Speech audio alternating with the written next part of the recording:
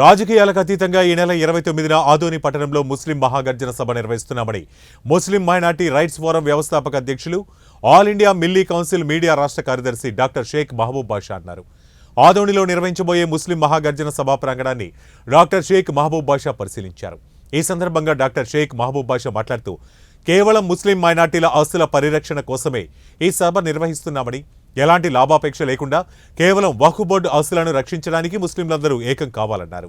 తనకు రాజకీయ పార్టీలకు ఎలాంటి సంబంధం లేదని ఆయన స్పష్టం చేశారు.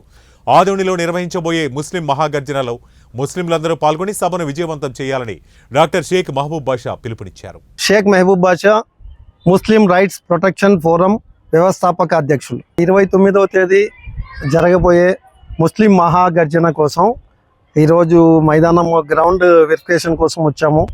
అదేవిధంగా కొంతమంది ప్రముఖులతో ఈరోజు సంప్రదింపులు జరిపి ముస్లిం పెద్దలందరినీ ఆహ్వానించడం కోసం ఈరోజు ఆదోనికి వచ్చినాం మా టీము.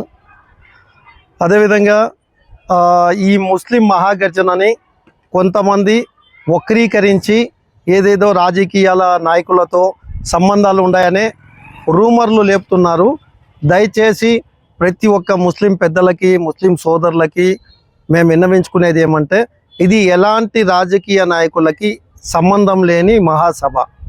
ఇది కేవలం మన ఉనికిని, అదేవిధంగా మన యొక్క భవిష్యత్తుని గుర్తించడం కోసమే రాజకీయ నాయకులకి, అదేవిధంగా రాజకీయ పార్టీలకి మా వాయిస్గా వినిపించడం కోసమే ఈ మహాసభ ఏర్పాటు చేశాము.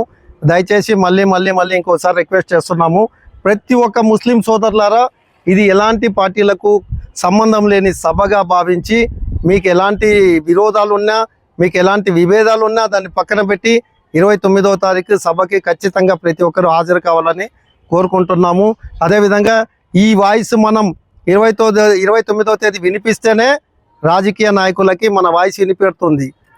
ఎందుకంటే నిన్నటి దినము ఒక ప్రముఖ రాజకీయ పార్టీలు ఇద్దరు కలిసి 118 సీట్లు అనౌన్స్ చేశారు. అందులో కేవలం మన ముస్లింలకు ఇచ్చింది ఒక సీటు. అంటే ఒక్క సీటు కూడా అల్లా దయ వల్ల గెలిస్తే ఒక మనిషి అసెంబ్లీలో మన గురించి మాట్లాడేదానికి ఉంటాడు. ఒకవేళ అది రాకపోతే అసెంబ్లీలో ముస్లింల గురించి మాట్లాడే గతి లేదు, అతి లేదు.